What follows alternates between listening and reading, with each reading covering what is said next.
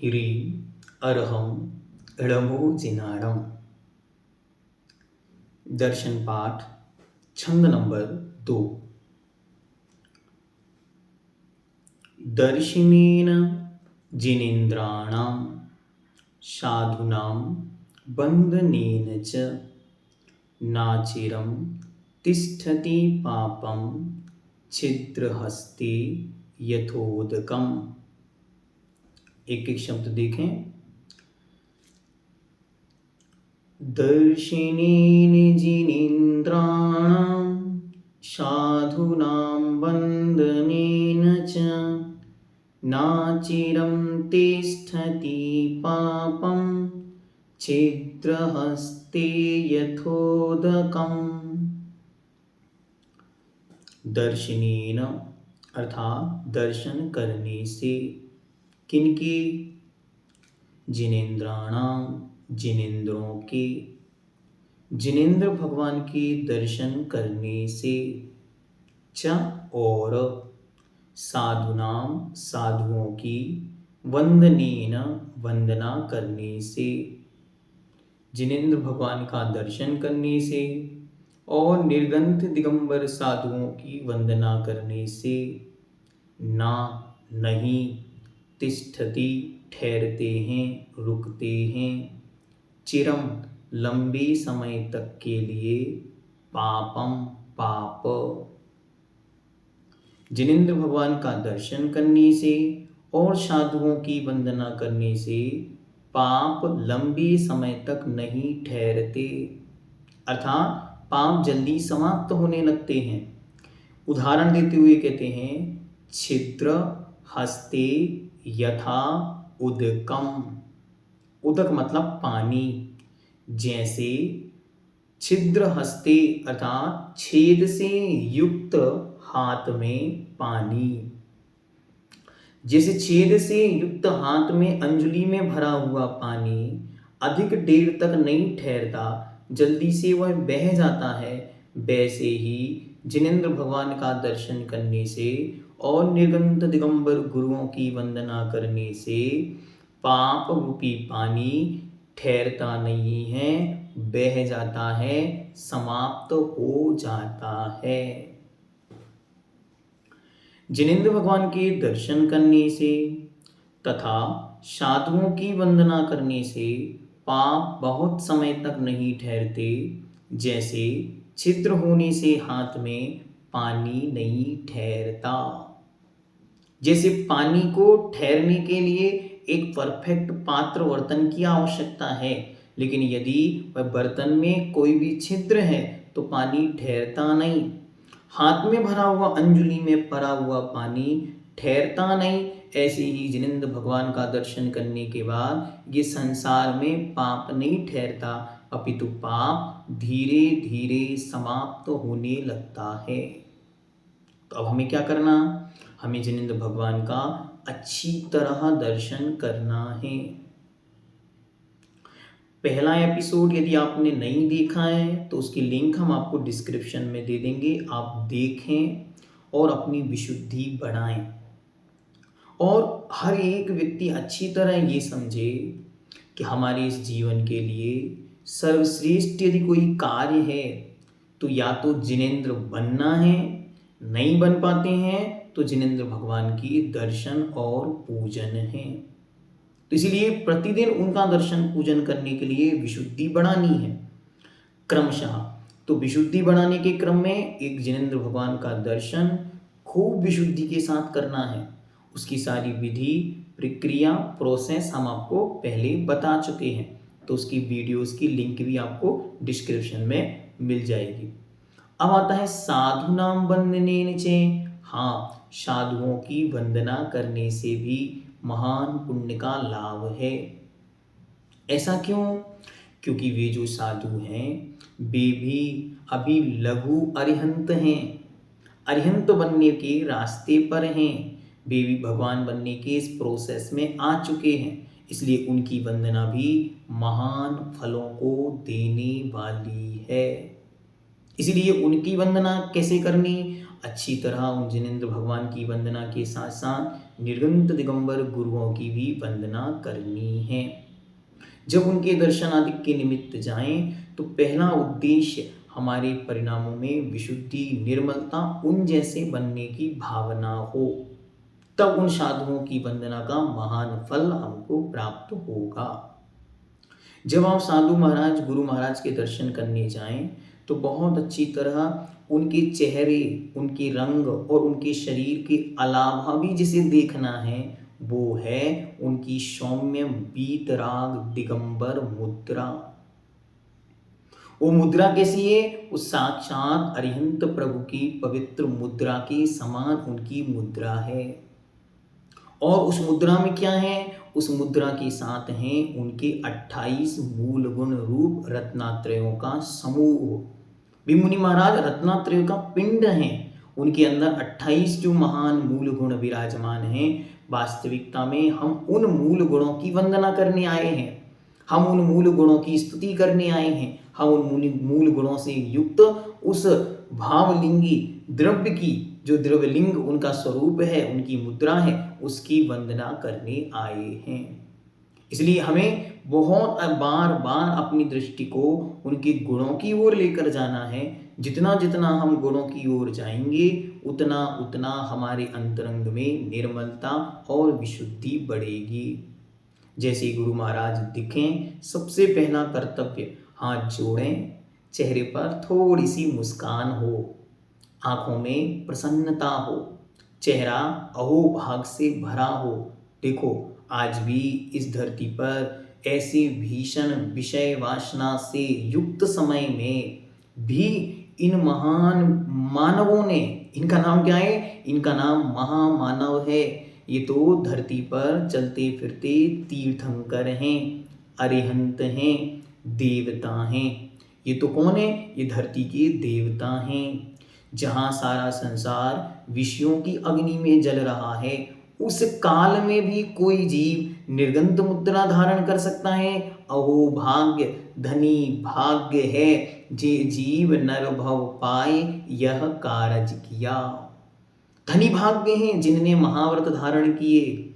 जिस काल में लोग 5 मिनट के लिए भी मोबाइल से दूर नहीं हट पा रहे हैं, उस काल में भी मुनि महाराज हैं, जो मुनि महाराज 24 घंटे 365 दिन 500 इंद्रियों के विषयों की अभिलाषा से अत्यंत दूर अपनी आत्म साधना में लीन हैं। तो वे मुनि महाराज कैसे हैं? वे मुनि महाराज इस धरती के देवता हैं। वे निर्गंत तपोधन ही इस पंचम काल में अरिहंत हैं। वे ही इस धरती पर चलते फिरते सिद्धों की छाया हैं। ऐसी भावनाओं से गदगद भरा हुआ जब मन होगा तो हाथ जुड़े होंगे, चेहरे पर मुस्कान होगी, आंखों में प्रसन्नता, अहो भाग्य के साथ धनी भाग्य मीरो उदय आयो, दरस प्रभु जी को लयो, दरस गुरु जी को लयो। और उन गुरु महाराज का दर्शन करते हुए सबसे पहले अपने मस्तक को जमीन में झुकाना है। फिर अच्छी तरह कायोत्सर्ग करते हुए सिद्ध भक्ति पढ़ना। सिद्ध भक्ति का लिंक भी हम आपको डिस्क्रिप्शन में दे देंगे। सबको सिद्ध भक्ति सीखनी है। सिद्ध भक्ति पढ़ने के बाद यदि अनुकूलता है तो उन गुरु महाराज की 3 परिक्रमा लगाना। ऐसा नहीं कि महाराज जी आप उठिए हमें परिक्रमा लगानी है, नहीं। यदि अनुकूलता है उस स्थान पर तब उन मुनि महाराज की 3 प्रदक्षिणा लगानी है। अगर अपने साथ जल, अपना पात्र और अपना वस्त्र लेकर गए हैं तो उन मुनि महाराज का पाद प्रक्षालन करें। पाद प्रक्षालन के बाद उनके चरणों का गंधोदक मस्तक पर लगाएं। लेकिन यदि व्यवस्था नहीं है तो उनके चरणों के पास जाके अपने मस्तक को उनके चरणों में लगाएं। और माता बहनें क्या करें? माता बहनें जो पुरुष वर्ग साथ में गए हों उनके माध्यम से उनकी चरणों की रज धूली अपने मस्तक पर धारण करें। और फिर उसके बाद उन मुनि महाराज को बारंबार नमोस्तु करते हुए कम से कम 3 बार ऐसे हाथों को घुमाकर, जिसे हम कहते हैं आवर्त करना, 3 आवर्त करने के बाद सिर पर इस तरह इनको धारण करके अंजलि को, और फिर मस्तक झुकाकर नमस्कार करें। फिर उन मुनि महाराज से पूछें कि हे गुरुदेव आपकी रत्नात्रय की कुशलता है। फिर हे मुनि महाराज आपके स्वास्थ्य की अनुकूलता है। और फिर अंत में पूछें, हे मुनि महाराज, हम पर अनुग्रह करें, हम पर कृपा करें, अपने वचनों के अमृत से हमारा सिंचन करें, या हमें हमारे आत्म कल्याण के लिए मार्गदर्शन दें। इस प्रकार आपको उनकी वंदना करके महान फल को प्राप्त करना है और इस संसार समुद्र से पार होने के भी महान हेतु हैं, महान सेतु हैं। क्यों? क्योंकि इस पंचम काल में बीतराग सर्वज्ञ अरिहंत महाप्रभु तीर्थंकर परमात्मा साक्षात नहीं है, मंदिर में भी हैं तो भी मौन हैं, जिनवानी जो है वो भी मौन है, उसे तो जब पढ़ेंगे तब वो कुछ मिलेगा। लेकिन गुरु महाराज तो आपके हित के उपदेश के लिए सर्वत्र उपलब्ध हैं। तो जब उनके पास जाएं, इस तरह पूर्ण विधि से उनकी वंदना करें। और विशेष क्या कर सकते हैं? तो जब आप गुरु महाराज की वंदना करने जाते हैं, अच्छी तरह अपने माइंड सेट को बना के रखें, प्रशस्त वस्त्रों में जाएं। प्रशस्त वस्त्र क्या होते हैं? जो द्रव्य क्षेत्र काल की मर्यादा के अनुरूप हो, ऐसे वस्त्रों को पहनकर, और साथ में क्या लेके जाना है? एक सुंदर सी थाली जिसमें पैर धुलाए जा सकें, और एक कलश में कुएं का शुद्ध जल, साथ में एक श्रीफल अथवा भेला, जिसको गोला, गिरी गोला बोलते हैं, उसको अच्छी तरह साफ करके और उस पर चंदन का लेपन करके अथवा स्वस्तिक बनाकर एक थाली में रखकर और उसमें चावल रखें, अक्षत, और उसके ऊपर उस गोला को रखकर और उन गुरु महाराज के पास जाएं। इतनी सामग्री कंपलसरी। पैर अगर आप धोते हैं, उनके पाद प्रक्षालन करके गंधोदक लगाते हैं, तो आपका कर्तव्य है कि उन गुरु महाराज के पैरों को फिर वापस नैपकिन से पोंछें भी। सर्दी आदि का मौसम है तो वहां पाद प्रक्षालन करने से बचें। ठीक, इतना काम आपको अवश्य करना। फिर उसके बाद उन गुरु महाराज को निवेदन करें, हे गुरु महाराज, हम आपकी कोई सेवा कर सकते हैं क्या? हमें अपनी सेवा का अवसर प्रदान कीजिए। अथवा कोई शास्त्र आप ले जा सकते हैं, डायरी पेन आप ले जा सकते हैं, और उन मुनि महाराज को निवेदन करें, महाराज यदि इस चातुर्मास में अथवा इस समय आप कोई ग्रंथ का अध्ययन करना चाहते हो तो आप हमें बताइए, हम आपको भेंट करना चाहते हैं। अथवा आपको पिछी अथवा कमंडल की आवश्यकता है तो वह हम आपको भेंट करना चाहते हैं। इसके अलावा और उन्हें कुछ भी भेंट नहीं करना। ध्यान से, हाँ, उनकी जो आगम अनुकूल वस्तुएं हैं उनके अलावा और कोई वस्तु भेंट नहीं करना, यह भी हमारा परम कर्तव्य है।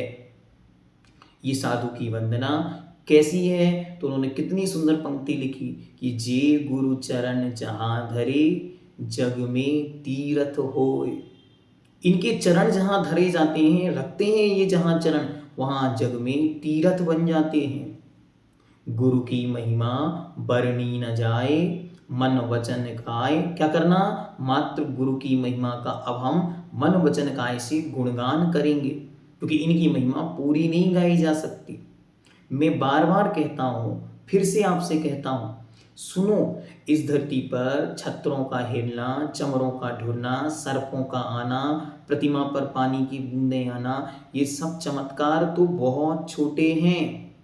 इस पंचम काल का जिन शासन का सबसे बड़ा चमत्कार है बीतराग निर्ग्रंथ दिगंबर मुद्रा। ऐसा क्यों? क्योंकि 24 घंटे 365 दिन हर स्थिति में, हर कंडीशन में, हर स्त्री पुरुष नपुंसक विजाति सजाति सबके बीच एक जैसी निर्विकार दिगंबर मुद्रा का होना ये पंचम काल में महानतम अतिशय है। इससे बड़ा अतिशय इस पंचम काल में हो ही नहीं सकता। इसलिए हम सब अपने सौभाग्य की सराहना करें, अपने आप को धन्य धन्य महसूस करें कि हमारी धन्य हो गई ये आंखें, हमारी पर्याय धन्य है, हमारे चरण धन्य हो गए इनके पास आकर, हमारा मन धन्य है इनका चिंतन करके, हमारी आंखें धन्य हैं इन्हें देखकर, हमारी जिह्वा धन्य है इनके गुणगान गाकर, हमारे हाथ धन्य हैं इनके चरण छूकर, इनको आहार दान देकर, आज हम अपनी धन्यता का उत्सव मनाएंगे। तो ये क्या, साधुनाम वंदनेन च, उन साधुओं की वंदना करने से न चिरम तिष्ठति पापम, ये पाप लंबे समय तक नहीं टिकेंगे। यथा छिद्र हस्ते उदगम, जैसे छेद से युक्त हाथ में पानी नहीं ठहरता, वो पानी फैल जाता है, ऐसे ही जिनेंद्र भगवान की भक्ति से युक्त भक्त के जीवन में पाप नहीं ठहरता, वो पाप समाप्त हो जाता है और वह जीव पवित्र पावन निर्मल होकर इस भव समुद्र से तैर जाता है। इसलिए गुरुओं की वंदना नित प्रति करें, भावना भाएं, खूब सुंदर सुंदर उत्साह पूर्वक अर्घों को अपने पास तैयार करके पहले से रखें और उनके पास जाकर उन दिव्य अर्घों को समर्पित करें। एक अर्घ बोलकर इस सत्र को यहीं पर विराम देते। देवलोक की दौलत इस जमी पे सारी मंगाऊं, हो तो भी अर्घ न पूरा, फिर क्या मैं तुम्हें चढ़ाऊं। तब हार के गुरु जी मैंने निज जीवन दिया चढ़ाया, संसार धूप है तपती, गुरु चरण है शीतल छाया। गुरु शिष्य का नाता अमर है, यह तुमने ही सिखलाया। संसार धूप है तपती, गुरु चरण है शीतल छाया। ओम ह्रूम ह्रमो आयरियाणम, आचार्य परमेष्टि हैं तो उनका नाम बोलना है। ओम ह्रा ह्रमोलोए सभ्य साउडम, जो अगर साधु परमेष्टि हैं तो ओम ह्रा ह्रमोलोए सभ्य साउडम, और उन मुनि महाराज का नाम बोलकर अनर्घ पद प्राप्त अर्घम निर्वपामिति, इस प्रकार हमें उनकी भक्ति और विशुद्धि जितनी जितनी हम अपने परिणामों में निर्मलता लाएंगे, उतना उतना हमारा पाप और संसार कम होता जाएगा। जैनम जयतु शासनम